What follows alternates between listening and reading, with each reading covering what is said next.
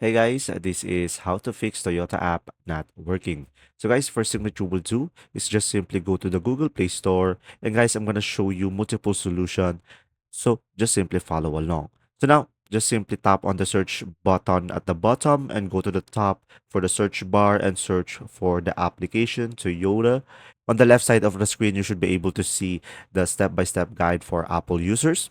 So now just simply tap on the app and just simply tap on the three dots on the top right corner and make sure to enable the auto update. And when there is an update, you should be able to see the update button over here instead of open.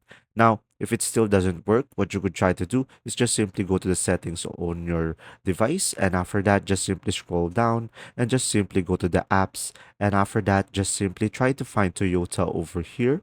And if you can find it, guys, you can just simply use the search bar or the search icon on the top. Now just simply tap on it once you find it. And from here, just simply tap on storage and just simply tap on clear cache at the bottom and you should be able to fix it. Now, if it still doesn't, try going back again here and just simply tap on clear data and tap on OK and you should be able to fix the issue. Now, guys, if it still doesn't work, the last option that you have is try reinstalling the application. So just simply go back on the top right corner of the screen over here. And after that, guys, just simply tap on uninstall over here down below. And after that, just simply tap on OK.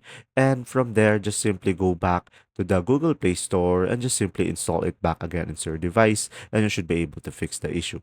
There you go. See ya.